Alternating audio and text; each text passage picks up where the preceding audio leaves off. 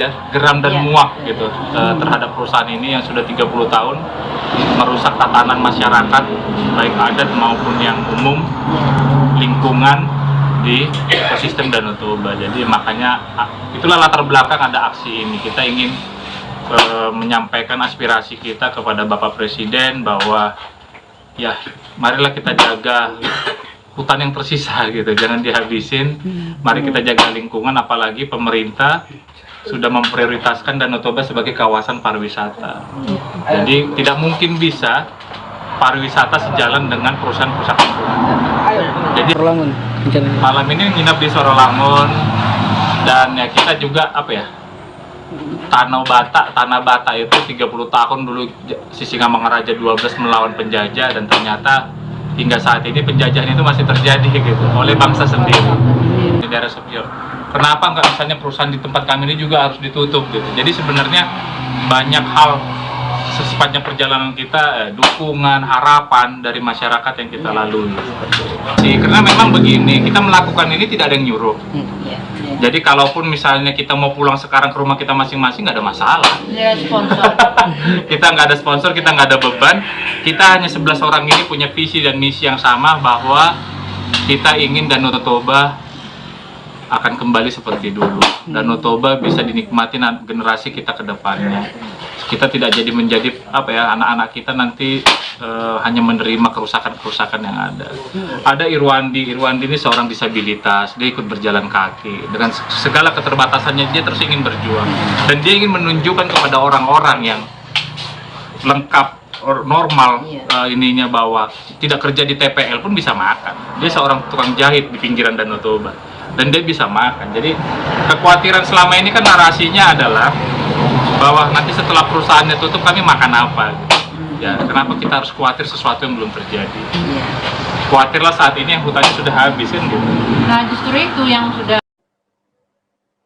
Beralih ke berita selanjutnya, Tribuners, aksi unjuk rasa penolakan otonomi khusus di Kabupaten Manokwari, Papua Barat. Aksi tersebut dimulai sejak pukul 9 waktu Indonesia Timur hingga pukul 12:30 waktu Indonesia Barat pada hari ini, Rabu 7 Juli 2021.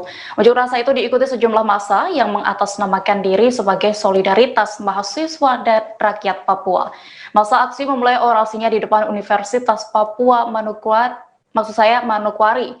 Mereka mempersoalkan sejumlah keputusan dan rencana pengesahan Otsus Jilid 2 untuk Papua dan Papua Barat.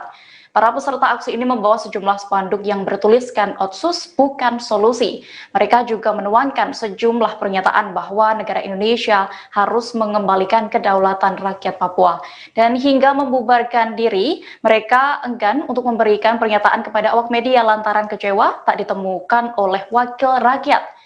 Untuk informasi selengkapnya akan dilaporkan oleh rekan kami, wartawan Tribun Papua Barat, Safwan Asyari, yang sudah berada di lokasi. Halo, Safwan. Halo, Safwan, bisa mendengar saya? Iya, halo. Iya, Safwan, bisa dijelaskan hal apa yang membuat mahasiswa dan juga rakyat Papua ini menggelar aksi di Manokwari? Ya, dia dan juga Tribuners dimanapun Anda berada.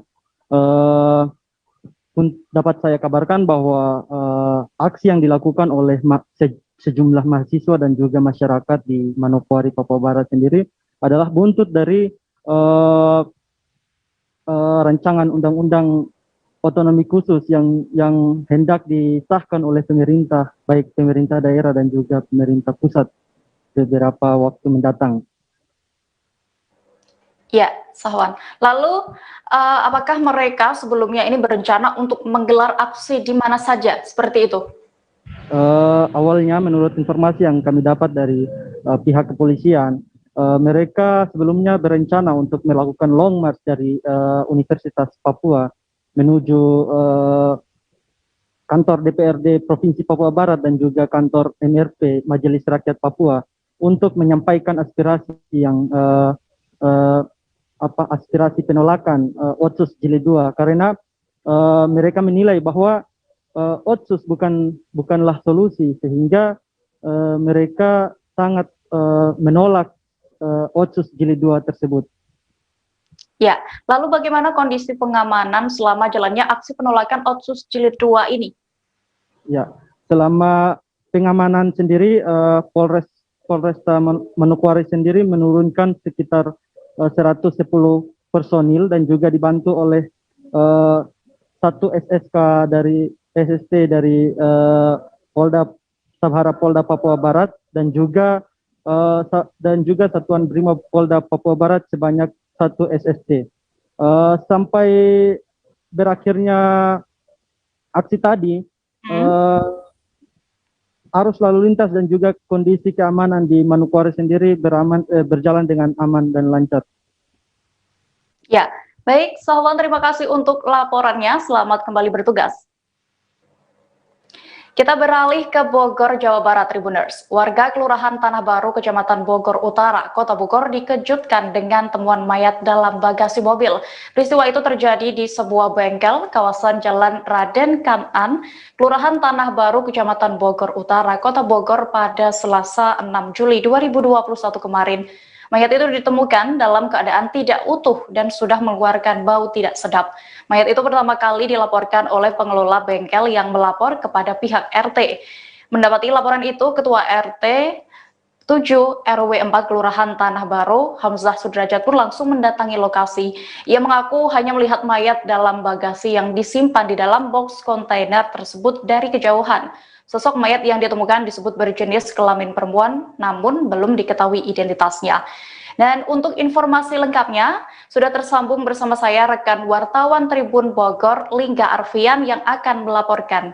Halo Lingga.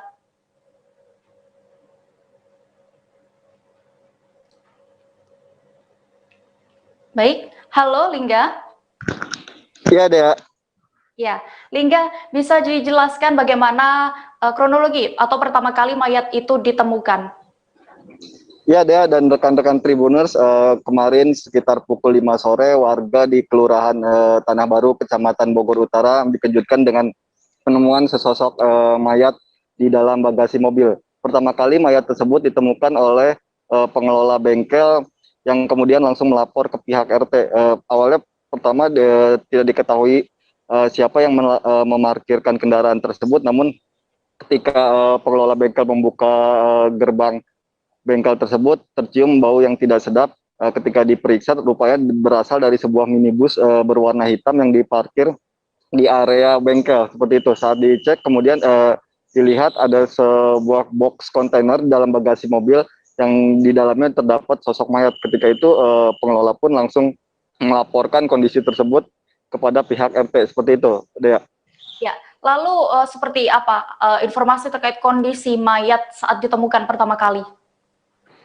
Ya, Dea, dari informasi yang kami dapatkan di lapangan bahwa kondisi mayat saat ditemukan sudah tidak bisa diidentifikasi. Artinya kondisi mayat bisa disebutkan antara sekitar ada hanya tulang dan kulit saja, seperti itu, karena diperkirakan kondisi mayat berada di dalam box kontainer tersebut sudah sekitar 3 atau 4 hari yang lalu, seperti itu.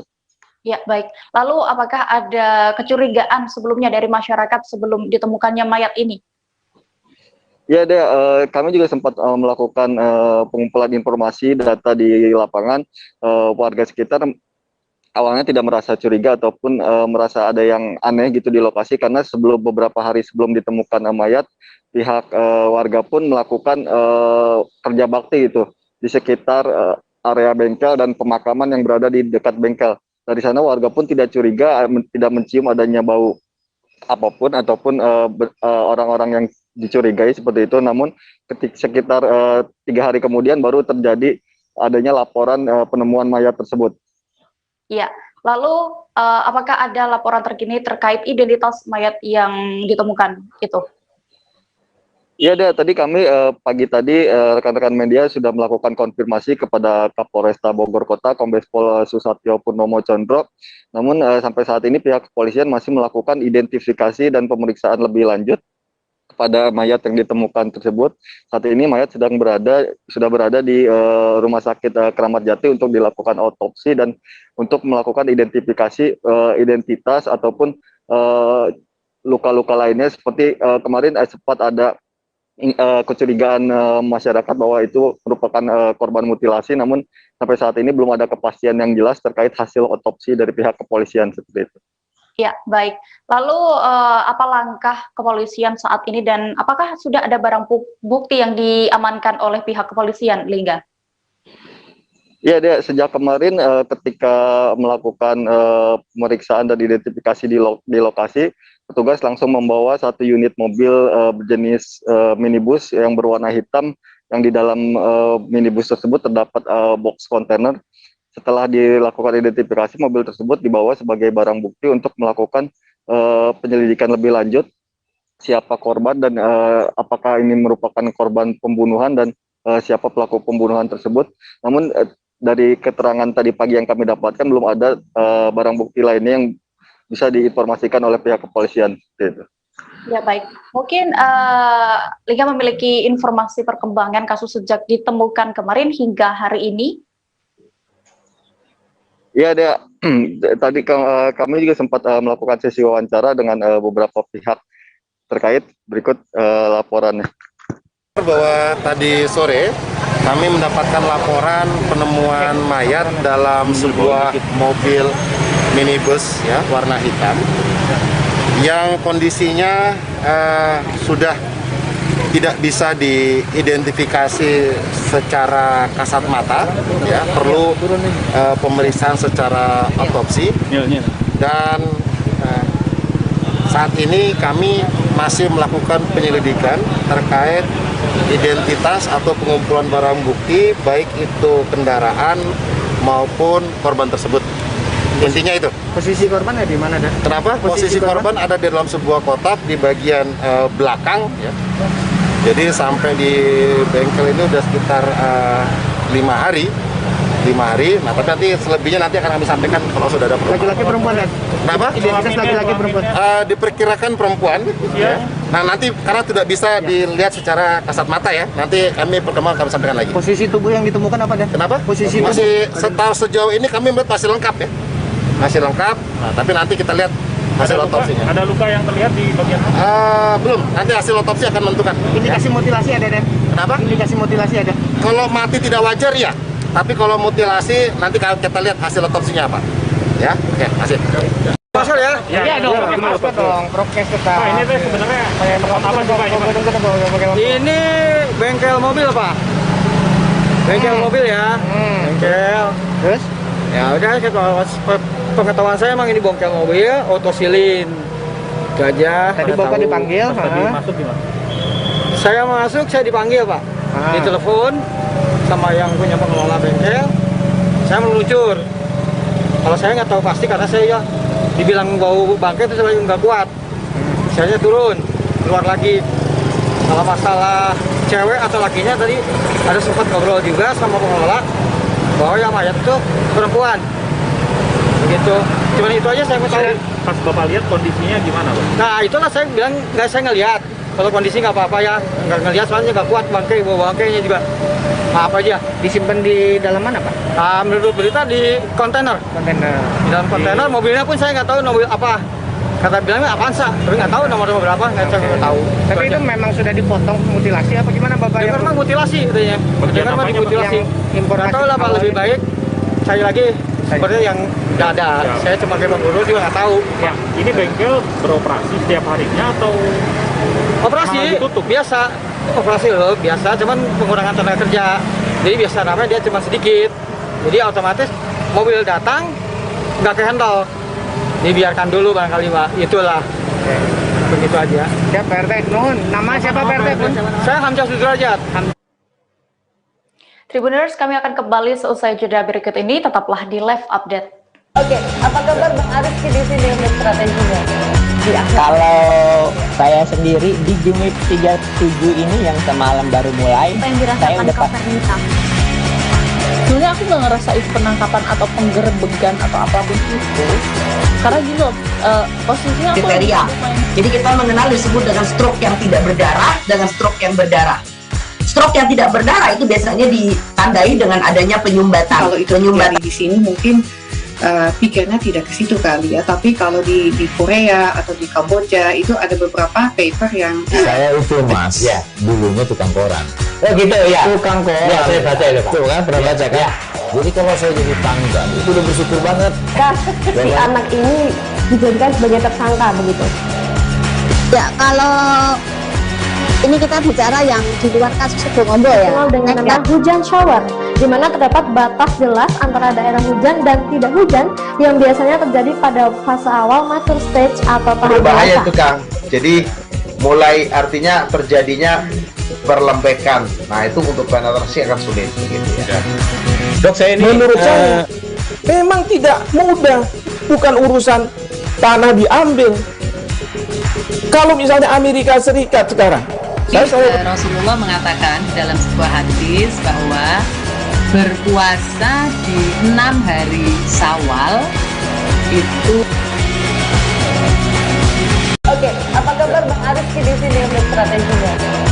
Kalau saya sendiri di Jumit 37 ini yang semalam baru mulai, Apa yang dirasakan saya udah Kak Fernita? Sebenarnya aku nggak ngerasain penangkapan atau penggerebekan atau apapun itu, karena gini loh, posisinya aku lagi Kriteria. main. Jadi kita mengenal disebut dengan stroke yang tidak berdarah dengan stroke yang berdarah. Stroke yang tidak berdarah itu biasanya ditandai dengan adanya penyumbatan. kalau itu terjadi di sini mungkin pikirnya tidak ke situ kali ya, tapi kalau di Korea atau di Kamboja itu ada beberapa paper yang Saya itu mas, ya dulunya tukang koran.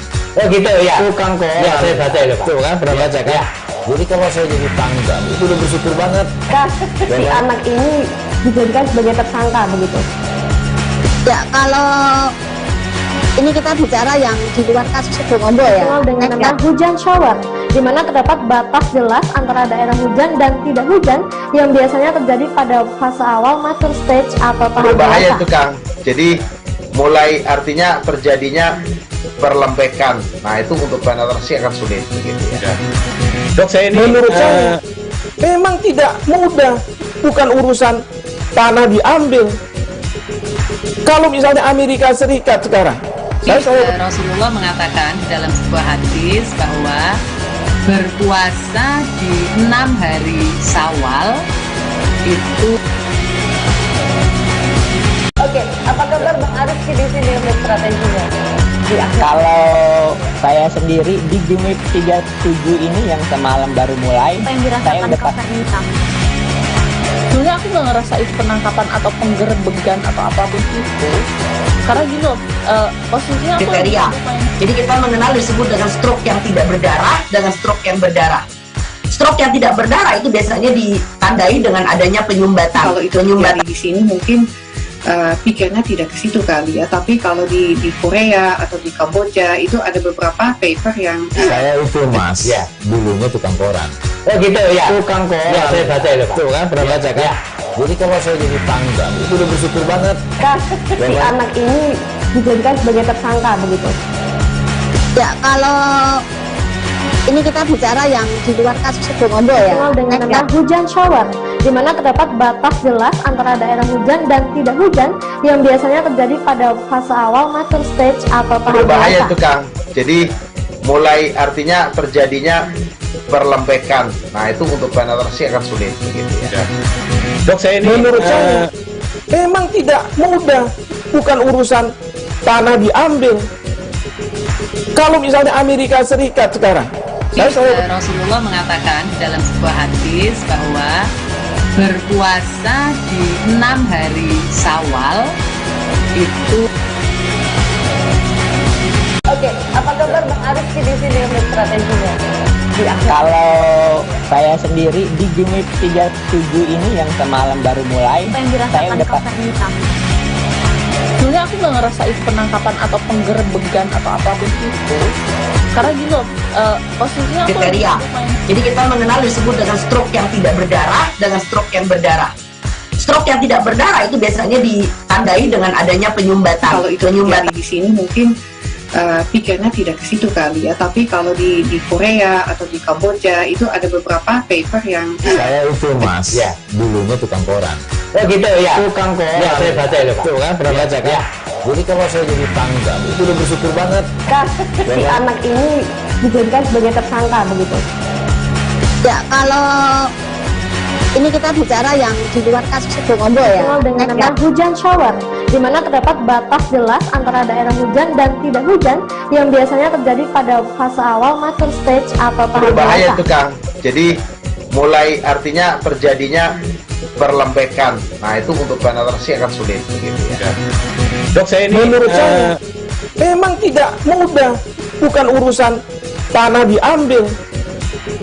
Kalau misalnya Amerika Serikat sekarang, Rasulullah mengatakan dalam sebuah hadis bahwa berpuasa di 6 hari Syawal itu. Oke, apa kabar Bang Arif di sini untuk strateginya? Kalau saya sendiri di Jumit 37 ini yang semalam baru mulai, Apa yang saya dirasakan udah Kapten Hitam? Sebenarnya aku gak ngerasain penangkapan atau penggerebekan atau apapun itu, karena gini loh, posisinya aku Kriteria.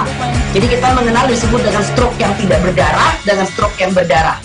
Stroke yang tidak berdarah itu biasanya ditandai dengan adanya penyumbatan. Kalau itu terjadi di sini mungkin pikirnya tidak ke situ kali ya, tapi kalau di Korea atau di Kamboja itu ada beberapa paper yang saya itu Mas, ya dulunya tukang koran.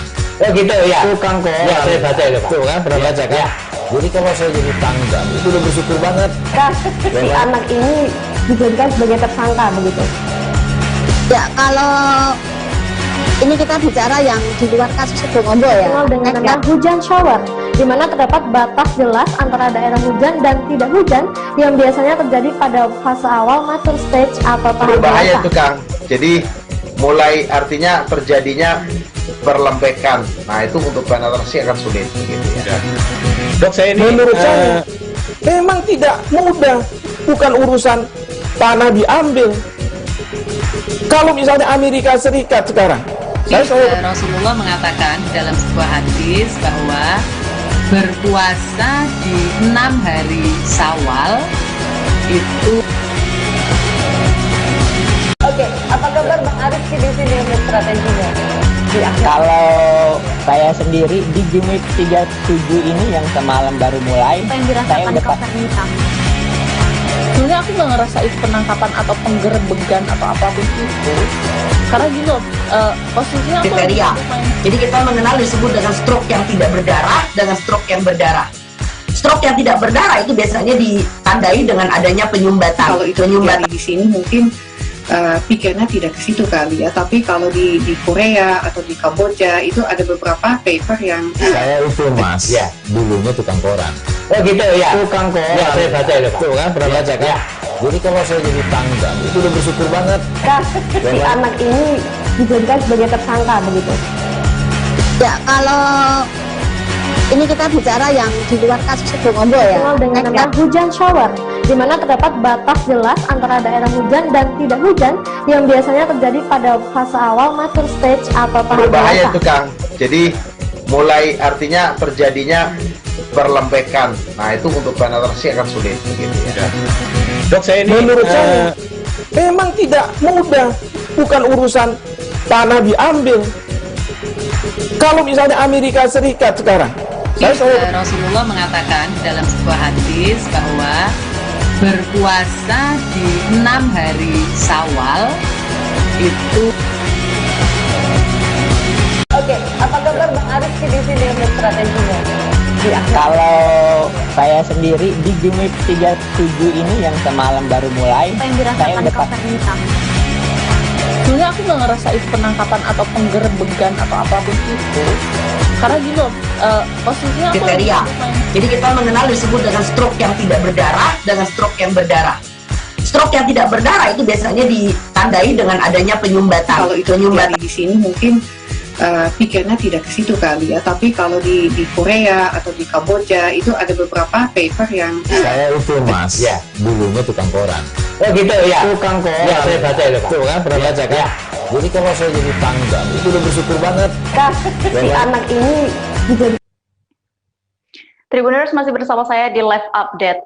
Berita selanjutnya dari Kupang. Sebanyak 15 daging ayam beku dari Surabaya ditahan petugas stasiun karantina pertanian kelas 2 ND wilayah kerja Labuan Bajo. Saat diperiksa, belasan ton daging ayam beku itu diketahui dalam keadaan baik. Namun lantaran tidak memiliki surat izin, daging-daging itu kemudian dipulangkan kembali ke daerah asalnya, yakni Surabaya, Jawa Timur. Pemulangan belasan ton daging ayam beku yang tiba di Labuan Bajo pada Selasa 29 Juni 2021 lalu itu dilaksanakan di Pelabuhan Feri Labuan Bajo. Penolakan dan pemulangan itu merupakan tindakan teknis sesuai dengan Undang-Undang Nomor 21 Tahun 2019 tentang karantina hewan, ikan, dan tumbuhan. Pasalnya, terdapat 2 dokumen yang tidak dimiliki oleh perusahaan pengirim daging ayam beku itu sehingga dipulangkan kembali. Dan untuk informasi detailnya, sudah terhubung bersama saya rekan wartawan Pos Kupang, Rifani Halim yang akan melaporkan. Halo Rifani. Halo rekan Dea, ya ini dengan Gesio di Labuan Bajo. Oh iya, baik, mohon maaf Gesio. Baik, bagaimana kronologi hingga 15 ton daging ayam beku ini dipulangkan ke Surabaya, Gesio? Baik, selamat sore untuk rekan Dea, selamat sore untuk Tribuners. Kronologi singkat terkait soal penahanan hingga penolakan berujung pada pemulangan sekitar 15 ton daging beku ini dilakukan oleh Stasiun Karantina Pertanian Kelas 2 ND wilayah kerja Labuan Bajo di Pelabuhan Feri pada Selasa 29 Juni 2021 lalu.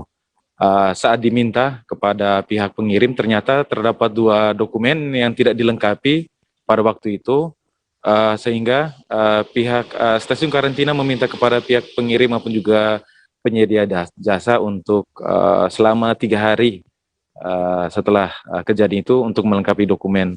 Namun sayang hingga batas waktu yang diberikan kepada mereka ternyata tidak dilengkapi, sehingga pada Senin kemarin 7 Juli 2021 dilakukan penolakan serta pemulangan 15 ton daging ayam beku dari Surabaya tersebut. Kembali.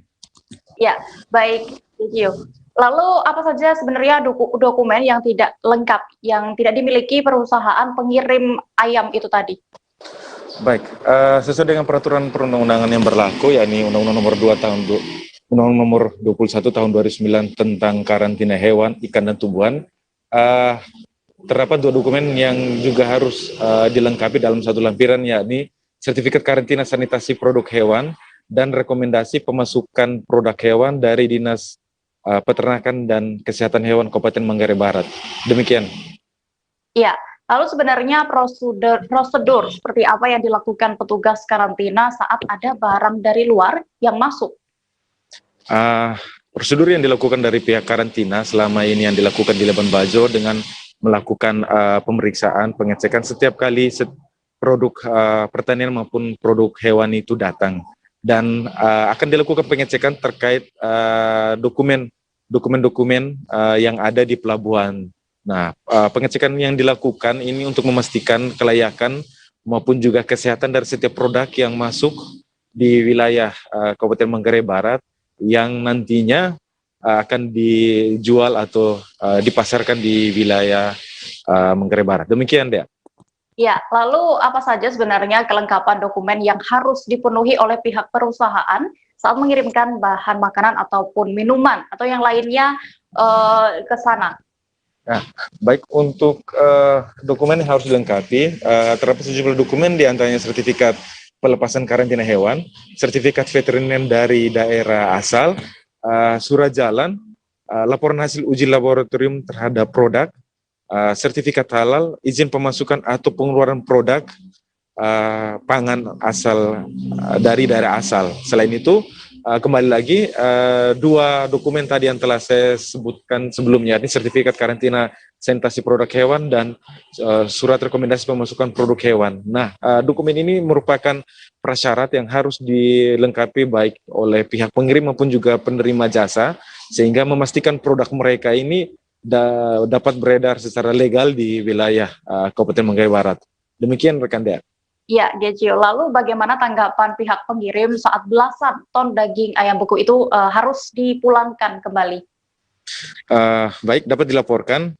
Awalnya pihak penerima jasa enggan atau menolak penolakan yang dilakukan oleh pihak stasiun karantina.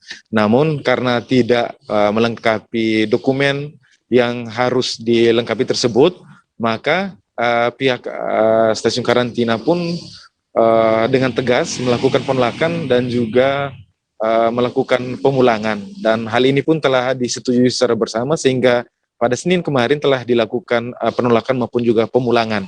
Kedepannya jika dalam tenggang waktu yang diberikan ini semua dokumen-dokumen itu telah dilengkapi, maka produk tersebut bisa didatangkan kembali di wilayah Labuan Bajo. Demikian, Dek. Ya, baik, GCO. Tribuners, rekan kami tadi juga sudah sempat melakukan wawancara bersama Kepala Stasiun Karantina Pertanian Kelas 2 ND, Insinyur Kostan MM. Berikut wawancaranya. Hari ini dilakukan kegiatan penolakan daging sebanyak 15 ton dengan menggunakan KM Cakalang menuju Surabaya lewat nanti dia melalui Sape, Nusa Tenggara Barat, terus langsung nanti ke pelabuhan Potatano, Sape, Kayangan, langsung nanti ke Surabaya. Nah, itu nanti penolakan daging ayam beku sebanyak 15 ton. Ya. Kalau untuk dokumen yang tidak mereka miliki itu dokumen apa saja, Bapak?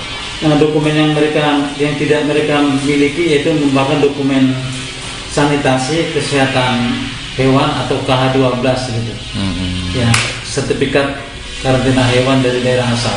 Oh ya, dan juga surat rekomendasi dari Dinas Peternakan Kabupaten Manggarai Barat ya, Bapak?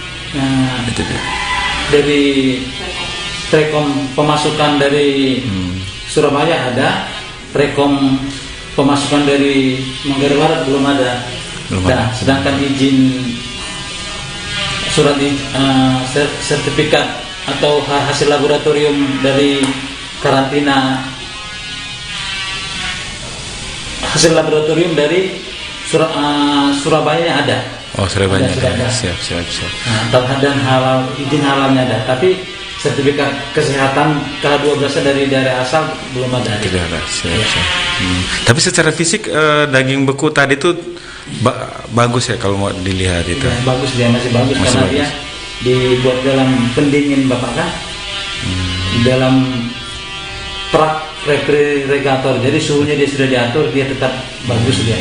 Awalnya memang target untuk dijual di Labuan Bajo ya, Bapak? Ya, awalnya tadinya untuk dijual di Labuan Bajo. Seandainya tadi mereka tetap melakukan penolakan, berarti dimusnahkan ya, Bapak? Kalau tidak mau mereka penolakan pada hari ini, rencana ya besok dimusnahkan. Kita beralih ke Kalimantan Barat, Tribuners. Gelaran Pilkada Gubernur Kalimantan Barat masih menunggu beberapa tahun mendatang. Namun euforia dari sejumlah partai politik di Kalimantan Barat sudah mulai terasa. Sejumlah parpol di Provinsi Kalimantan Barat ini sudah menyiapkan para ketua partainya di tingkat daerah untuk maju ke perhelatan Pilkada Gubernur tahun 2024. Sejumlah parpol sudah mulai menyiapkan sejumlah strategi untuk menyambut tahun politik 2024. Hal itu dilakukan guna mempersiapkan kader dan juga pengurus parpol untuk siap bertarung di Pilkada mendatang. Untuk informasi detailnya, sudah terhubung bersama saya rekan wartawan Tribun Pontianak, Rido Panji Pradana yang akan melaporkan. Halo Rido. Halo Dea.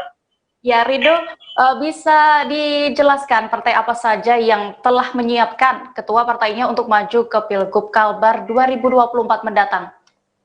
Oke, terima kasih Dea. Untuk di Provinsi Kalimantan Barat, walaupun memang tidak ketahui pilkada akan ada lagi di tahun 2024, namun semua partai sudah menyiapkan para ketua partainya Dea. Ada Partai PDI Perjuangan, ada Partai Amanat Nasional, ada Golkar hingga dengan PKB Dea yang sudah menyiapkan para ketua partainya maupun para internal untuk maju di Pilgub 2024. Ya, Rido. Lalu sebenarnya dalam rangka apa mereka sudah mengajukan para ketuanya, padahal gelaran Pilkada mendatang masih lama ya akan digelar? Pengajuan ini Dea atau pengusulan para ketua partai maupun kader ini dalam rangka pasca konsolidasi partai Dea. Konsolidasi partai itu dalam rangka Rakerda, Rakercap atau sebuah partai politik. Ya, baik Rido. Lalu siapa saja mereka yang sudah dicalonkan, ditunjuk untuk menjadi ketua? Untuk sampai dengan hari ini ya, ada Partai PD Perjuangan yang mengusulkan ketua DPD-nya, yaitu Lazarus, yang juga ketua Komisi 5 DPR RI. Untuk Partai Amanat Nasional, ada ketua DPW PAN-nya, yaitu Boyman Harun, yang juga anggota Komisi 5 DPR RI. Kemudian ada Partai Golkar, untuk Maman Abdurrahman, yang juga pimpinan Komisi 7 DPR RI. Kemudian di Golkar ini agak menarik ya, karena Maman tidak ingin mengusung diri sendiri. Ada juga nama lain seperti Rian Nursan yang wakil gubernur sekarang, kemudian ada Sabasa Anantatur yang wakil ketua DPRD Provinsi Kalbar sekarang, ada Adrianus Asiasidot yang juga anggota DPR RI, dan Bupati Ketapang Provinsi Kalbar, Martin Rantan ya. Iya Rido, lalu bagaimana dengan petahana di sana Rido? Petahana dalam hal ini Gubernur Kalbar Sutarmiji belum menyiapkan atau belum ada tanda-tanda untuk membahas tentang Pilgub Kalbar ya. Namun salah satu partai pengusung Sutarmiji pada Pilkada 2018 yaitu PKB sempat mengatakan berpotensi tidak akan di koalisi yang lama dia. Namun diketahui bahwa Sutarmiji ini sebelumnya juga pernah di Partai P3 dia.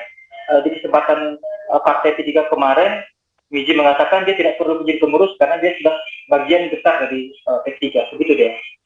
Ya, terima kasih Rido untuk laporannya dari Kalimantan Barat. Selamat bertugas kembali. Beralih ke Solo, Jawa Tengah, Tribuners. Lonjakan kasus COVID-19 di sejumlah daerah di Indonesia membuat lokasi isolasi kini kian menipis. Begitu pula dengan rumah sakit di Kota Solo, Jawa Tengah yang kini seluruhnya sudah tidak memungkinkan untuk menerima pasien isolasi. Mengatasi itu, pemerintah Kota Solo pun berencana untuk mengubah fasilitas publik menjadi tempat isolasi terpusat bagi pasien COVID-19. Informasinya, ada 8 lokasi publik, yakni sekolah yang digunakan sebagai tempat isolasi pasien COVID-19. 8 tempat isolasi terpusat ini dibagi menjadi 2 tingkat, yakni tingkat Kota Solo dan juga kecamatan. Selain itu, pemerintah juga akan menambah 1 lokasi khusus untuk pasien ibu hamil, anak di bawah 14 tahun, dan juga orang berkebutuhan khusus. Informasi lengkapnya akan dilaporkan oleh rekan wartawan dari Tribun Solo, Christine yang berada di lokasi. Halo, Christine.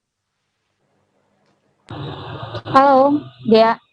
Ya, Christine, bisa dijelaskan mengapa bangunan sekolah ini akhirnya dijadikan sebagai lokasi isolasi terpusat di Kota Solo?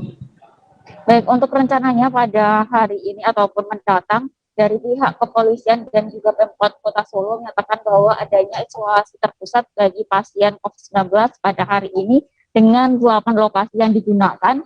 Dari 8 lokasi itu digunakannya karena adanya kapasitas rumah sakit yang ada di Kota Solo sudah penuh dan tidak memungkinkan lagi untuk dilakukannya isolasi di rumah bagi warga yang terkena COVID-19 itu sendiri. Iya, baik Christine. Lalu ada berapa sekolah yang akan dijadikan tempat isolasi ini? Untuk sekolah ada 6, akan tetapi karena jumlahnya ada 8, dari 8 itu dibagi menjadi 2, yaitu isolasi terpusat bagi Kota Solo dan isolasi terpusat bagi kecamatan, tingkat kecamatan. Dan untuk tingkat Solo ada 2, yakni Solo Teknopark dengan kapasitas 80 orang tempat tidur, sudah terisi 73 tempat tidur, dan 2 Geraha Wisata, yaitu gedung serbaguna yang dengan kapasitas 150 tempat tidur, dan saat ini masih belum dipersiapkan kelengkapannya, akan tetapi akan dilakukan kelengkapan oleh pihak pemerintah Kota Solo. Dan untuk 6 SD ini nanti, SD dan SMP, ada SD 2 Semara, SDN 8 Surakarta, SDN 25 Surakarta, SDN 19 Surakarta, dan SDN 11 Surakarta, dan terakhir SDN Cengklik 1 dan 2. Dan dari 6 SD ini kapasitasnya diperkirakan lebih dari 100 lebih tempat tidur yang akan dipergunakan. Ya, baik ya. Berarti untuk setiap sekolah dari 8 tempat tadi, seluruhnya akan lebih dari kapasitas yang tadi Anda sebutkan itu ya? Iya, baik. Untuk kapasitasnya mulai dari 140 hingga 171. Akan tetapi dari kapasitas itu sendiri, ada yang sudah terisi dan ada yang sudah dilakukannya persiapan dan belum dilakukannya pengisian oleh warga ataupun yang terpapar COVID-19 itu sendiri, mengingat pada saat ini isolasi mandiri masih terbagi dengan di rumah ataupun di isolasi terpusat di Teknopark ataupun di Donuju dan Boyolali. Namun dari pantauan ataupun saat di lokasi SDN Cemara 2 juga kemarin sudah dilakukannya pengangkutan dari Puskesmas Gilingan, maksudnya Puskesmas Gajahan menuju ke SDN Cemara 2 itu nanti sekitar 21 pasien COVID-19 tanpa gejala yang sudah diantar menggunakan bis dari pihak kepolisian Polresta Surakarta.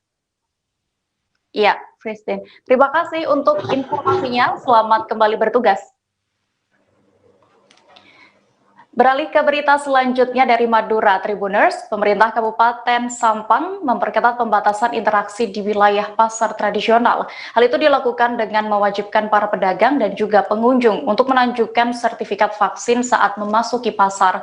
Kebijakan itu dilakukan untuk mensukseskan pemberlakuan pembatasan kegiatan masyarakat atau PPKM Darurat Jawa Bali COVID-19 di Kota Bahari hingga 20 Juli mendatang.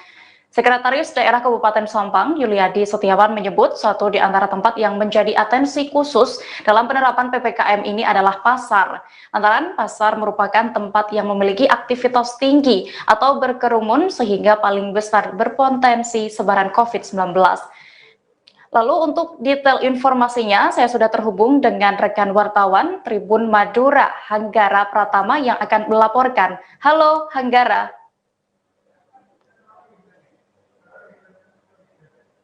Halo, Hanggara bisa mendengar saya?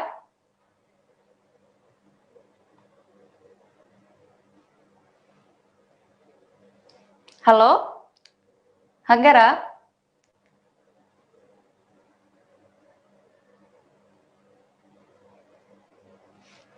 Halo, Hanggara bisa mendengar saya di sini?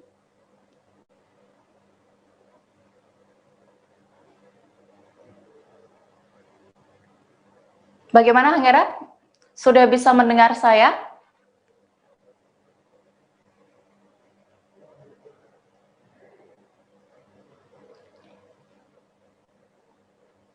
Halo.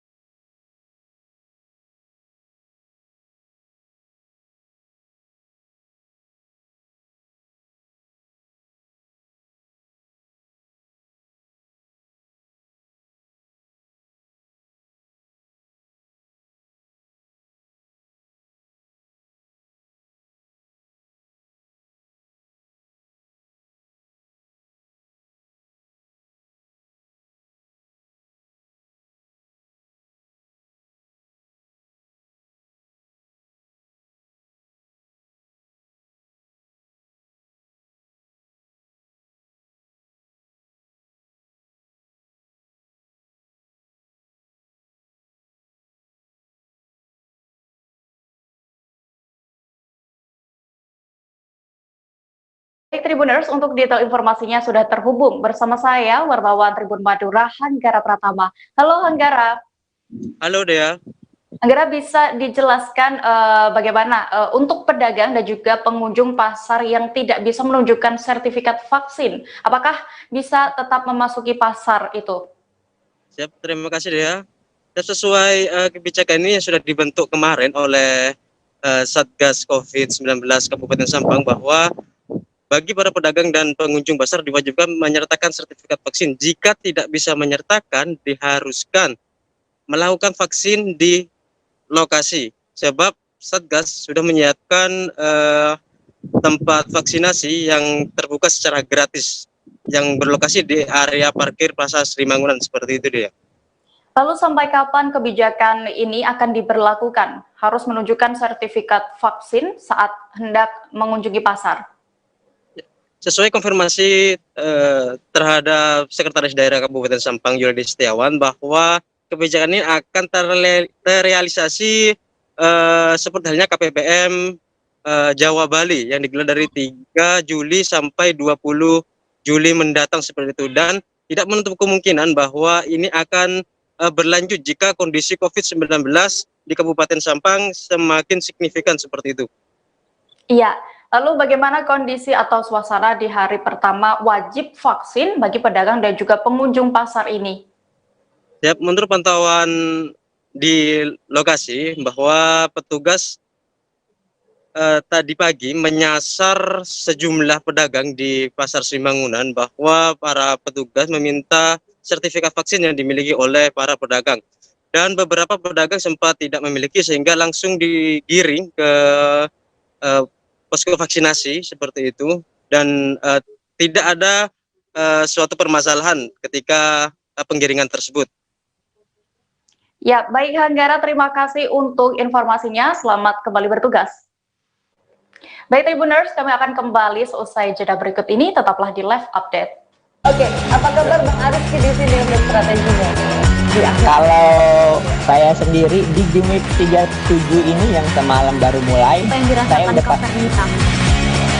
Sebenarnya aku nggak ngerasa itu penangkapan atau penggerebegan atau apapun itu. Karena gini loh, posisinya aku kriteria. Jadi kita mengenal disebut dengan stroke yang tidak berdarah dengan stroke yang berdarah. Stroke yang tidak berdarah itu biasanya ditandai dengan adanya penyumbatan. Kalau itu terjadi di sini mungkin pikirnya tidak ke situ kali ya, tapi kalau di Korea atau di Kamboja itu ada beberapa paper yang saya itu mas, ya dulunya tukang koran. Oh gitu ya, tukang koran. Ya saya baca itu Pak. Tuh kan pernah baca kan? Jadi kalau saya jadi pangdam itu udah bersyukur banget. Si anak ini dijadikan sebagai tersangka begitu. Ya, kalau ini kita bicara yang di luar kasus Sebongombo ya, dengan nama hujan shower, di mana terdapat batas jelas antara daerah hujan dan tidak hujan yang biasanya terjadi pada fase awal mature stage atau tahap berbahaya itu Kang. Jadi mulai artinya terjadinya perlembekan. Nah itu untuk penetrasi akan sulit begitu ya. Dok, saya ini menurut saya memang tidak mudah, bukan urusan tanah diambil. Kalau misalnya Amerika Serikat sekarang, Rasulullah mengatakan dalam sebuah hadis bahwa berpuasa di 6 hari Syawal itu. Oke, apa kabar Bang Ariski di sini untuk strateginya? Kalau saya sendiri di game 37 ini yang semalam baru mulai, saya udah Sebenarnya aku nggak ngerasa itu penangkapan atau penggerebegan atau apapun itu. Karena gini loh, posisinya aku kriteria. Jadi kita mengenal disebut dengan stroke yang tidak berdarah dengan stroke yang berdarah. Stroke yang tidak berdarah itu biasanya ditandai dengan adanya penyumbatan. Kalau itu terjadi di sini mungkin pikirnya tidak ke situ kali ya, tapi kalau di Korea atau di Kamboja itu ada beberapa paper yang saya itu mas, ya dulunya tukang koran. Oh gitu ya, tukang koran. Ya saya baca itu Pak. Tuh kan pernah baca kan? Jadi kalau saya jadi pangdam itu udah bersyukur banget. Si anak ini dijadikan sebagai tersangka begitu. Ya, kalau ini kita bicara yang di luar kasus Sebongombo ya, dengan nama hujan shower, di mana terdapat batas jelas antara daerah hujan dan tidak hujan yang biasanya terjadi pada fase awal mature stage atau tahap berbahaya itu Kang. Jadi mulai artinya terjadinya perlembekan. Nah itu untuk penetrasi akan sulit begitu ya. Dok, saya ini menurut saya memang tidak mudah, bukan urusan tanah diambil. Kalau misalnya Amerika Serikat sekarang, Rasulullah mengatakan dalam sebuah hadis bahwa berpuasa di 6 hari Syawal itu. Oke, apa kabar Bang Ariski di sini untuk strateginya? Kalau saya sendiri di Jumit 37 ini yang semalam baru mulai, saya udah Sebenarnya aku nggak ngerasa itu penangkapan atau penggerbegan atau apapun itu, karena gini loh, posisinya aku kriteria.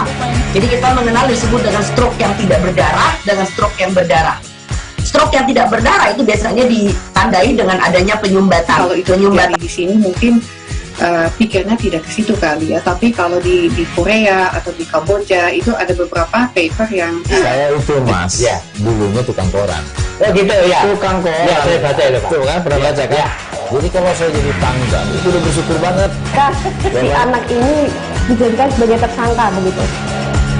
Ya, kalau ini kita bicara yang di luar kasus Situbondo ya. Dengan nama hujan shower, di mana terdapat batas jelas antara daerah hujan dan tidak hujan yang biasanya terjadi pada fase awal mature stage atau tahap Berbahaya dewasa. itu Kang.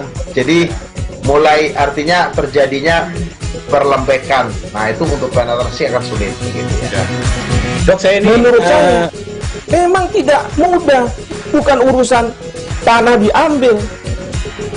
Kalau misalnya Amerika Serikat sekarang, Rasulullah mengatakan dalam sebuah hadis bahwa berpuasa di 6 hari Syawal itu. Oke, apa kabar Bang Arif di sini untuk strateginya? Kalau saya sendiri di Jumit 37 ini yang semalam baru mulai, saya udah Sebenarnya aku nggak ngerasa itu penangkapan atau penggerbegan atau apapun itu, karena gini loh, posisinya aku kriteria. Jadi kita mengenal disebut dengan stroke yang tidak berdarah dengan stroke yang berdarah. Stroke yang tidak berdarah itu biasanya ditandai dengan adanya penyumbatan. Kalau itu terjadi di sini mungkin pikirnya tidak ke situ kali ya, tapi kalau di Korea atau di Kamboja itu ada beberapa paper yang Saya itu mas, ya dulunya tukang koran. Oh gitu ya, Tukang koran. Ya, saya baca itu Pak. Tuh kan, pernah baca kan? Ya. Jadi kalau saya jadi pangdam, itu udah bersyukur banget. Si anak ini dijadikan sebagai tersangka begitu. Ya, kalau ini kita bicara yang di luar kasus Situbondo ya. Dengan nama hujan shower, di mana terdapat batas jelas antara daerah hujan dan tidak hujan yang biasanya terjadi pada fase awal mature stage atau tahap berbahaya dewasa. itu Kang. Jadi mulai artinya terjadinya perlembekan. Nah itu untuk penetrasi akan sulit begitu ya.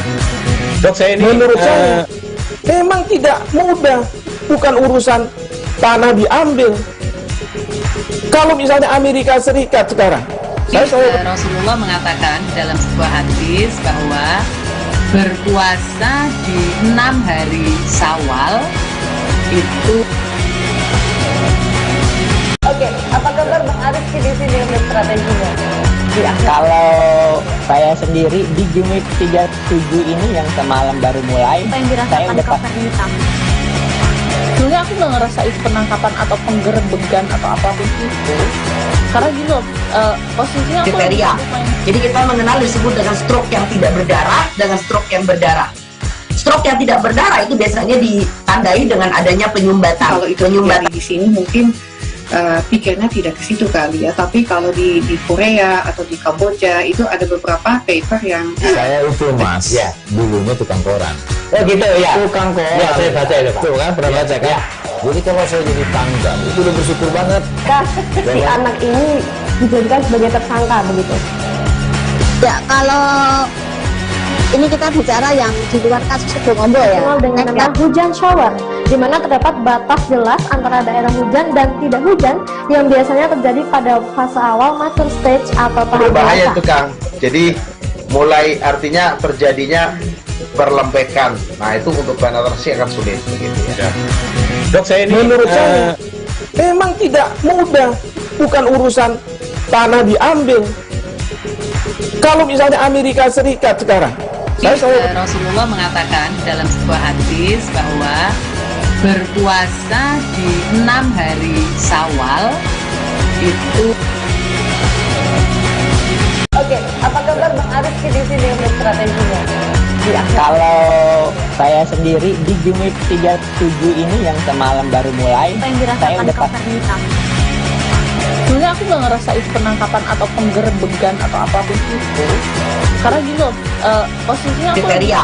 Jadi kita mengenal disebut dengan stroke yang tidak berdarah dengan stroke yang berdarah.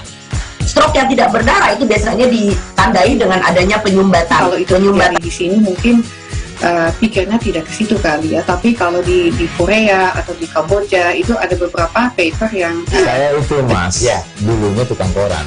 Oh gitu ya, tukang koran ya, saya baca itu Pak. Tuh kan pernah baca kan ya. Jadi kalau saya jadi pangdam itu udah bersyukur banget si anak ini dijadikan sebagai tersangka begitu ya. Kalau ini kita bicara yang di luar kasus Situbondo ya, dengan nama hujan shower, di mana terdapat batas jelas antara daerah hujan dan tidak hujan yang biasanya terjadi pada fase awal mature stage atau tahap berbahaya dewasa. itu Kang. Jadi mulai artinya terjadinya perlembekan. Nah itu untuk penetrasi akan sulit gitu ya. Dok, saya ini Menurut saya memang tidak mudah, bukan urusan tanah diambil.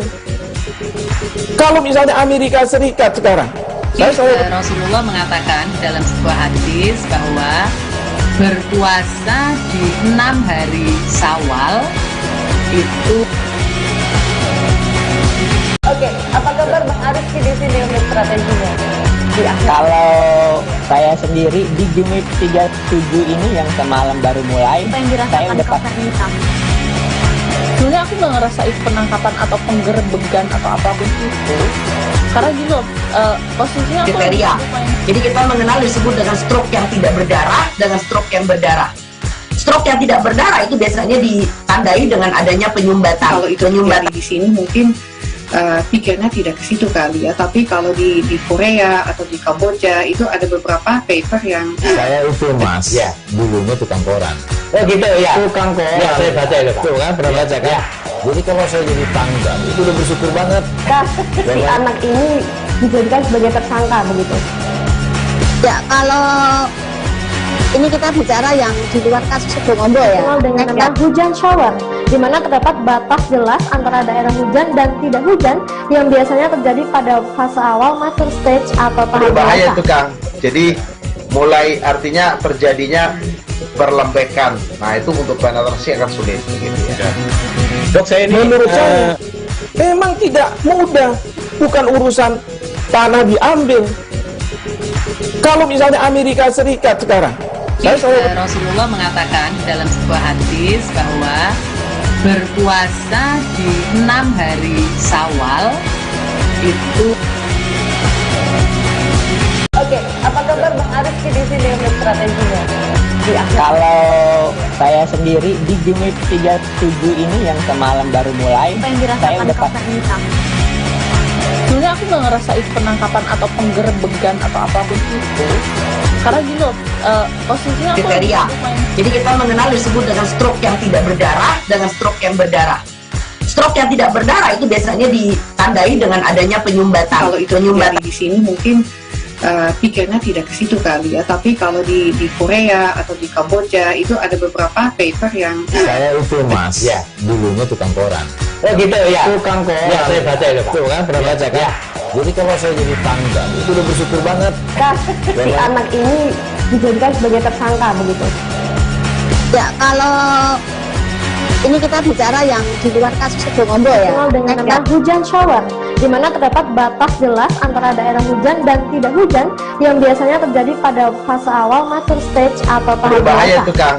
Jadi mulai artinya terjadinya perlembekan. Nah itu untuk penetrasi akan sulit gitu ya. Dok, saya ini Menurut saya memang tidak mudah, bukan urusan tanah diambil. Kalau misalnya Amerika Serikat sekarang, Rasulullah mengatakan dalam sebuah hadis bahwa berpuasa di 6 hari Syawal itu. Oke, apa kabar Bang Arifki di sini untuk strateginya? Kalau saya sendiri di Jumit 37 ini yang semalam baru mulai, saya udah sebenarnya aku nggak ngerasa itu penangkapan atau penggerbegan atau apapun itu, karena gini loh, posisinya aku kriteria. Jadi kita mengenal disebut dengan stroke yang tidak berdarah dengan stroke yang berdarah. Tribuners, Anda masih menyaksikan live update bersama saya Diamita. Kabar berikutnya datang dari Kalimantan Timur. Vaksinasi pada masyarakat di Kabupaten Berau terus digencarkan oleh Pemkab Berau. Namun, Dinas Kesehatan mengaku bahwa jatah vaksin belum bisa memenuhi permintaan. Hal itu membuat banyak masyarakat mengantri hingga menimbulkan kerumunan. Antrian panjang masyarakat yang ingin divaksin di kawasan Dinas Kesehatan hingga menjalar menuju ke depan kantor Bupati. Membludaknya permintaan vaksin sendiri ini berkaitan dengan adanya keharusan penyertaan dokumen vaksinasi untuk dokumen perjalanan. Lantaran saat ini tengah berlangsung pengetatan PPKM Mikro. Vaksinasi hari ini juga dibuka untuk masyarakat umum, bukan lagi pada golongan tertentu. Untuk detail informasinya sudah terhubung bersama saya rekan wartawan Tribun Jambi, Renata Andini, yang akan melaporkan dari lokasi. Halo Renata.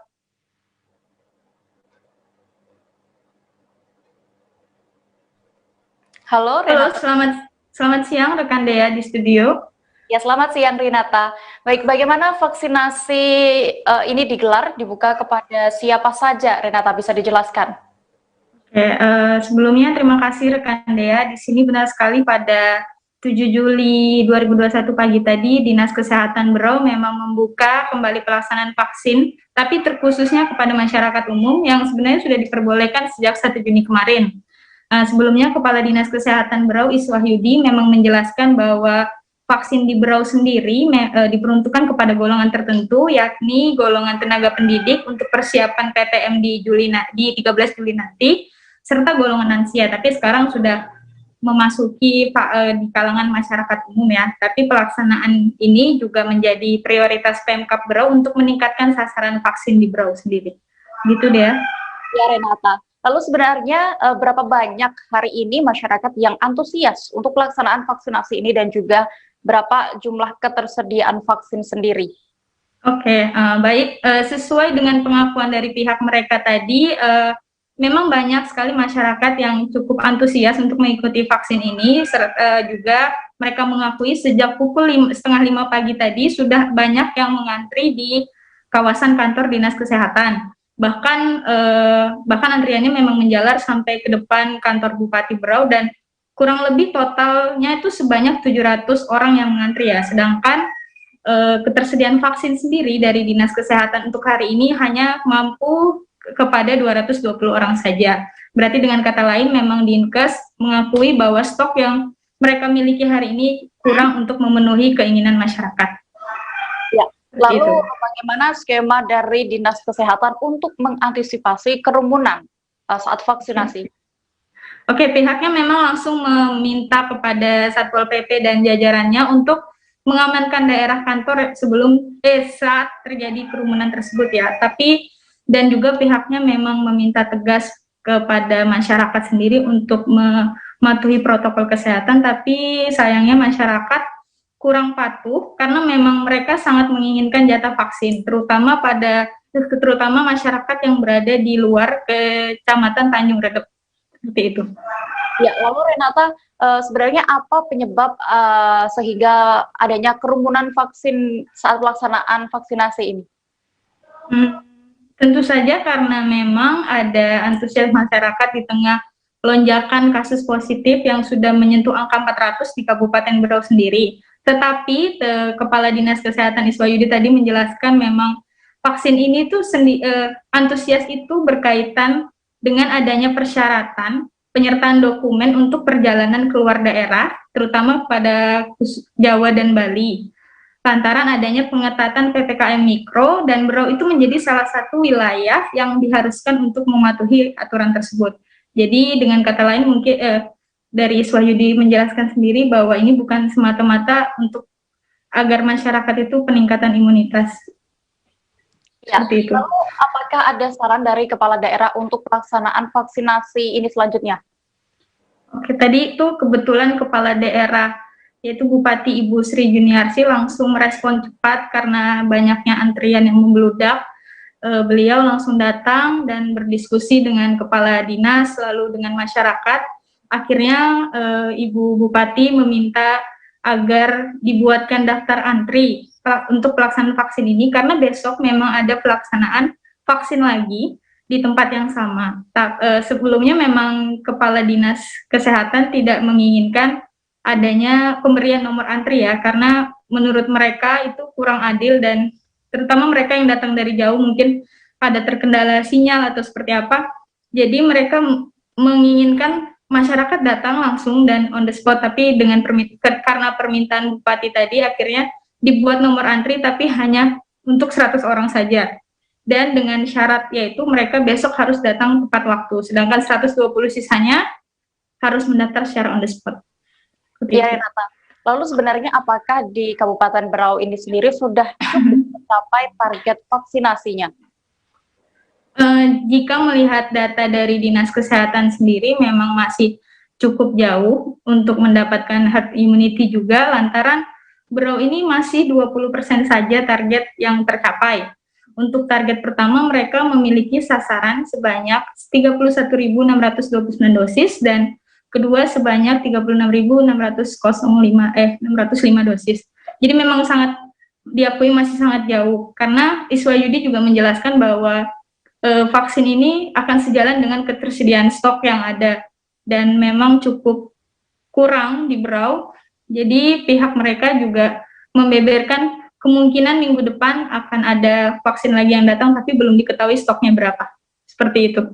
Iya, baik. Tribuners, sebelumnya juga rekan kami sudah melakukan wawancara kepada Kepala Dinas Kesehatan Berau, Iswahyudi, dan juga Bupati Berau, Sri Jurniasih. Berikut selengkapnya.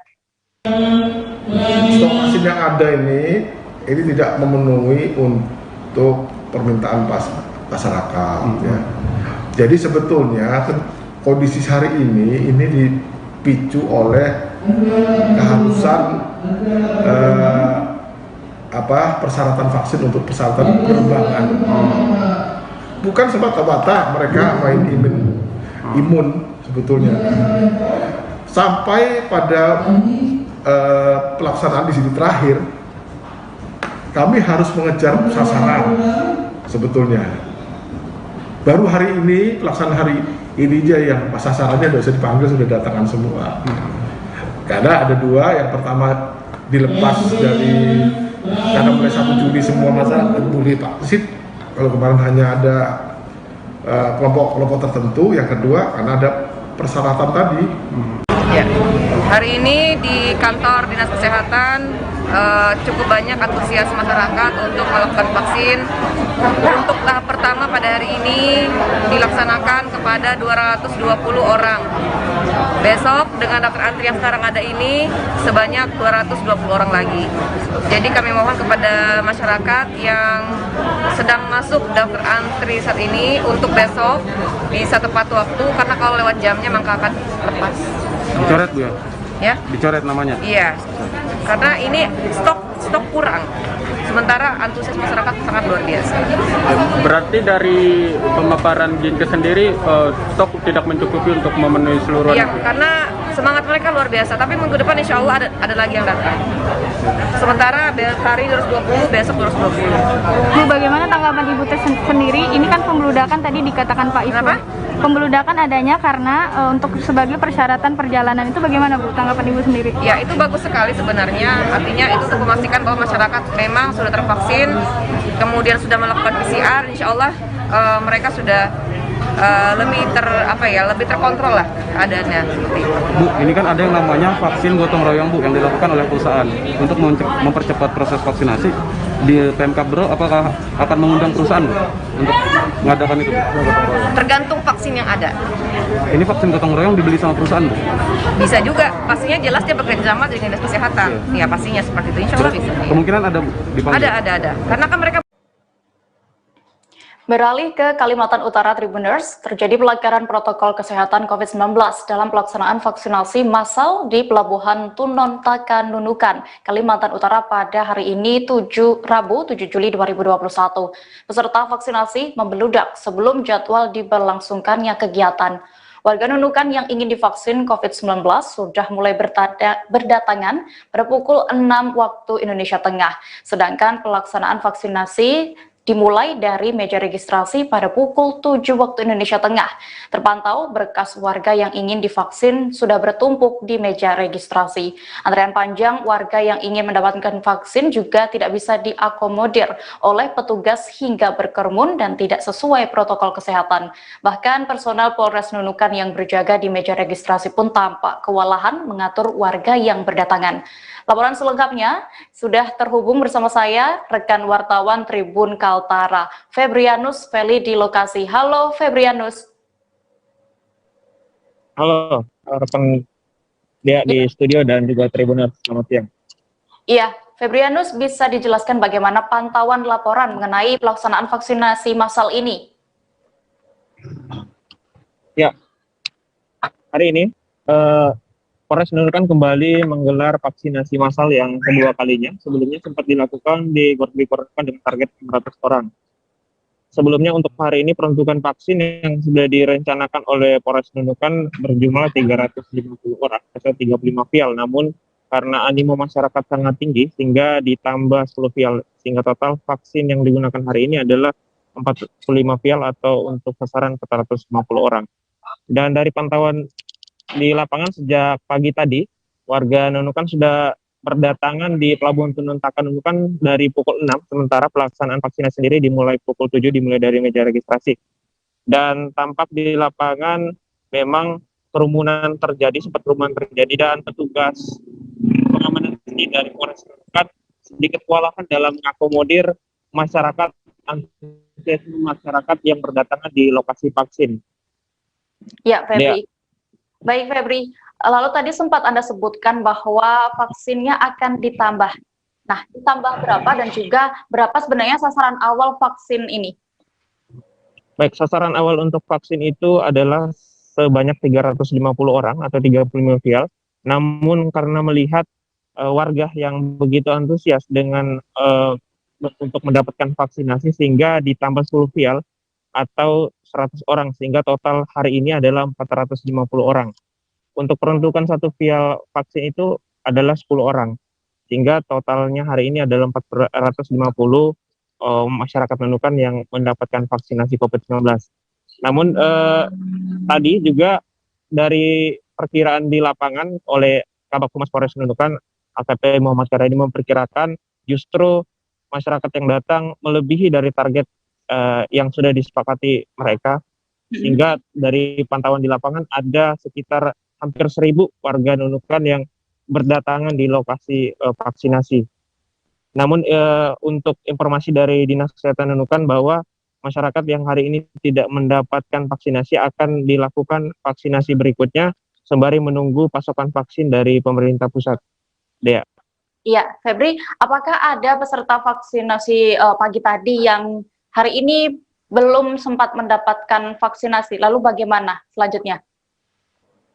Baik, pagi tadi seperti yang sudah saya sampaikan sebelumnya bahwa Polres Nunukan di luar daripada dugaan mereka, karena sebelumnya hanya menyiapkan 450 sasaran, namun yang terjadi adalah lonjakan dari masyarakat Nunukan yang berdatangan di lokasi vaksinasi, sehingga upaya yang dilakukan pemerintah daerah adalah mengumpulkan dulu terlebih dahulu identitas para peserta vaksin, nanti akan diprioritaskan bagi mereka yang sudah datanya sudah terkumpul pada vaksinasi berikutnya.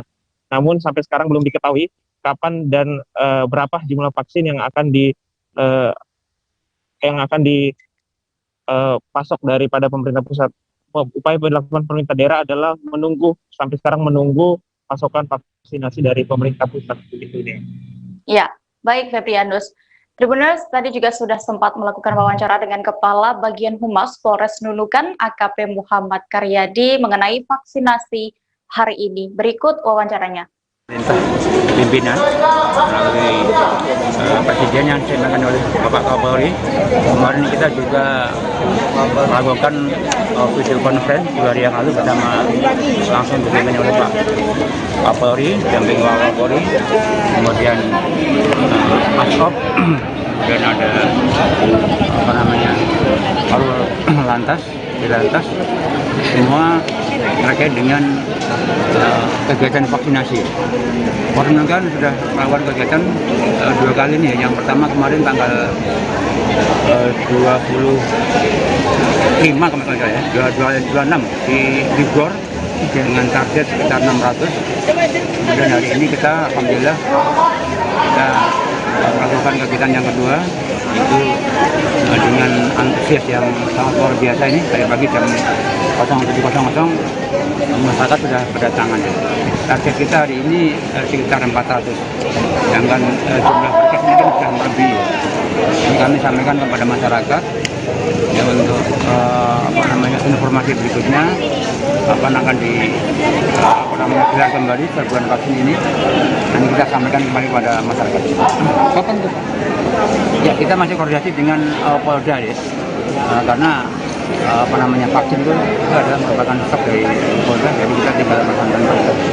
Antusias masyarakat ini kan katanya 4.000, kalau vaksinnya berapa nih? Ya, antusias masyarakat ini, animo masyarakat ini kalau saya lihat sekarang sudah menyadari ya pentingnya pencegahan COVID ini itu melalui tahapan-tahapan vaksinasi pertama dan kedua. Ini mungkin kalau kita lihat hampir sekitar 600-an ya, lebih. Ya, kemudian target kita hari ini 400 ya, jadi mohon maaf kita sampaikan kepada masyarakat untuk sabar, tetap akan diberikan vaksinasi.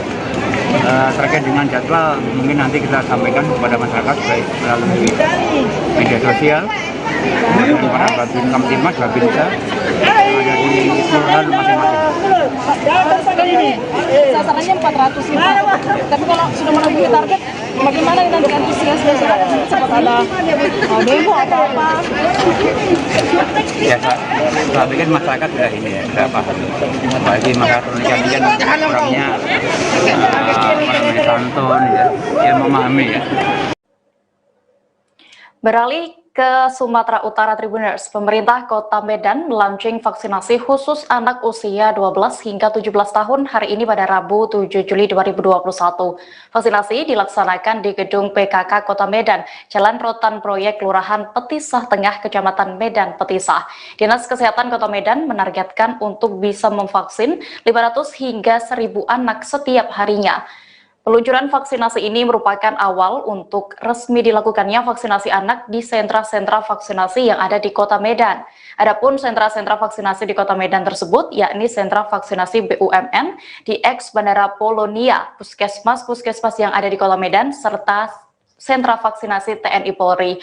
Untuk mengetahui informasi lebih detailnya, sudah bergabung bersama saya rekan wartawan Tribun Medan, Rehtin, yang akan memberikan laporannya. Halo Rehtin. Halo Dea. Baik Rehtin, bisa dijelaskan seperti apa situasi peluncuran vaksinasi anak usia 12 hingga 17 tahun di Kota Medan ini? Baik Dea, saat ini saya berada di depan gedung TPPKK Kota Medan di Jalan Rotan Proyek, di mana tadi pagi tepatnya dilaksanakan vaksinasi perdana untuk anak usia 12 sampai 17 tahun di Kota Medan. Dan vaksinasi ini merupakan peluncuran vaksinasi anak di Kota Medan untuk kemudian dimulai esok hari akan dilakukan vaksinasi anak di sentra-sentra vaksinasi yang ada di Kota Medan. Dan berdasarkan pantauan di lapangan dari pagi, pelaksanaan vaksinasi untuk anak usia 12 sampai 17 tahun ini dilakukan dengan penerapan protokol kesehatan yang sangat ketat dan juga pembatasan peserta. Hal ini dikarenakan Kota Medan termasuk ke dalam 43 kabupaten kota yang menerapkan pengetatan PPKM Mikro, sehingga Wali Kota Medan Bobi Nasution menginstruksikan agar pelaksanaan vaksinasi anak maupun pelaksanaan vaksinasi umum dilakukan dengan penerapan protokol kesehatan yang ketat dan jangan sampai melakukan kerumunan. Jadi tadi pagi itu dilaksanakan untuk 10 orang anak saja secara simbolis, dan akan resmi dibuka mulai besok, begitu rekan Dea.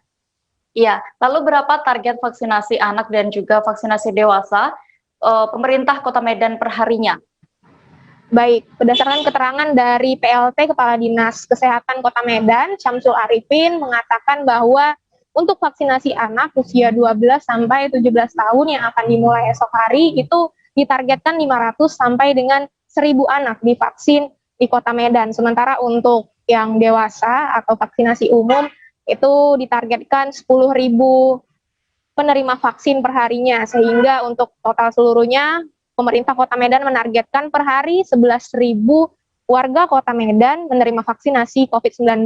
Sementara hingga saat ini kondisi vaksinasi di Kota Medan itu dari target 75% penerima vaksin, saat ini berdasarkan data dari Dinas Kesehatan Kota Medan sudah 48,5% yang sudah menerima vaksinasi COVID-19 dari total 2,5 juta penduduk Kota Medan. Begitu deh. Ya, Rehtin, bisa dijelaskan apa saja persyaratan untuk bisa mengikuti vaksinasi anak di Kota Medan? Baik, untuk mengikuti vaksinasi anak di Kota Medan persyaratannya tidak jauh beda dengan persyaratan vaksinasi pada umumnya. Tapi untuk vaksinasi anak karena belum memiliki KTP, Dinas Kesehatan Kota Medan mengatakan persyaratannya hanya membawa KK atau kartu keluarga, ataupun kartu pelajar, dan juga KIA atau kartu identitas anak. Dan untuk sementara ini pemerintah Kota Medan mengkhususkan untuk warga Kota Medan, sehingga KK ataupun kartu identitasnya merupakan warga Kota Medan, begitu deh. Iya, Rehtin.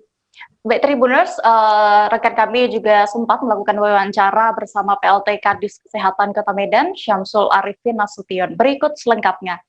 Kita untuk hari ini ada berapa sebagai simbolis dan kita bakal menargetkan berapa per hari, Pak? Alhamdulillah hari ini kita akan mulai launching perdana untuk vaksin usia 12-18 tahun yang akan dilakukan oleh Pak Wali Kota. Jadi pada hari ini kita hanya sebagai simbolis saja untuk 10 orang anak. Ini kita layani dulu.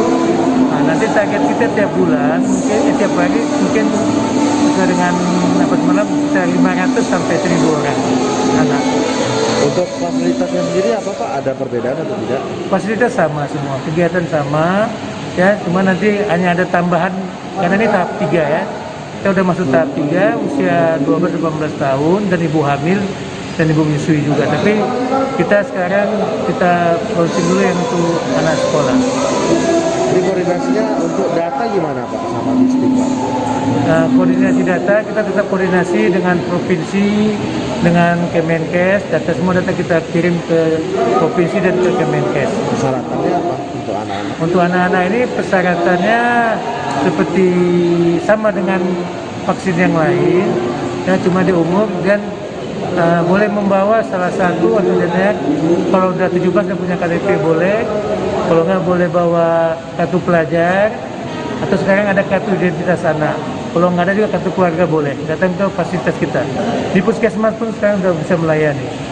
Pak, sedikit ulang lagi Pak, padatkan Pak terkait target per hari berapa, hari ini simbolis berapa, dan kedepannya ini akan ditambah lagi dari target 10.000 yang diucapkan Pak Wali kemarin. Ya, kita akan menambah sekitar 1.000 lagi per hari, jadi mungkin target kita akan tambah 11.000 per hari. Jadi mungkin syarat-syaratnya tadi ya, KTP, kalau yang udah 17 tahun dan punya KTP, kartu pelajar boleh, kartu identitas anak boleh, atau kartu keluarga.